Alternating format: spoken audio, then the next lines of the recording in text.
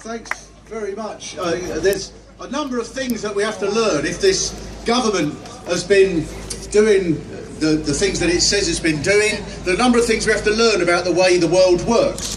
One of the things we have to learn is that apparently the country can't afford the things that it could afford 60, 70 years ago. We need austerity, so that the money must have gone somewhere. And apparently where the money has gone, the people who have taken it have been the poor. These have been the people who've taken it. It's the poor who have taken them. They used to be able to afford libraries, we used to be able to afford fire stations, we can't anymore. And apparently it's the poor, we can't take it off the rich. They can't afford it, they've got two halfpennies to rub together, the rich. This is mainstream economics now, is that the poor are richer than the rich. That's the first thing we have to learn. The next thing we have to learn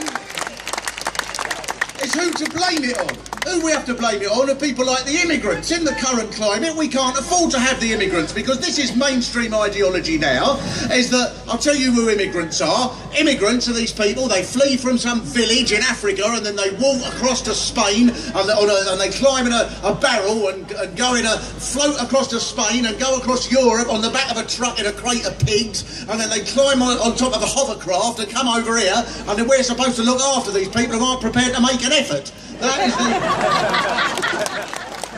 what passes for mainstream politics.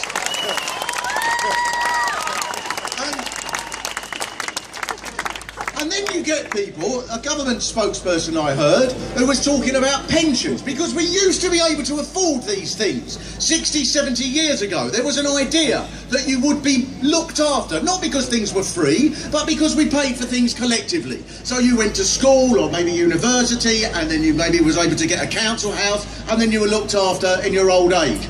All of those things now we can't afford. Now you're constantly going to be in debt for university fees, buying a ridiculously priced house or saving up for your pension. All of those things we can't afford. And yet the idea, I heard a spokesman talking about it, saying we just have to be prepared to put more money aside during the years that we're working, as if most people have got all this extra money, as if at the end of every month people are thinking, I was wondering where to put that money. Thank you, government, now I can put it into an ISA account. I've been not able to walk around the house because the house is full of money. This is the Ian Duncan Smith world. And the last thing, I've just saved a very little time, the last thing that they teach you, and this is the most important thing that comes down from the top of society, if you want to change anything, you can't do it by being too extreme, you can't do it by demonstrating and wave placards, you can only do it by being moderate and winning over the middle ground, because the British people will not support a lost cause, even though over the last week many people have come together to support the lost cause of the England football team. Nonetheless, this is how you change things. It's when people fight in massive numbers, that is when you change the things that go on in there, more than sucking up to them in the way that the Labour leader has been doing.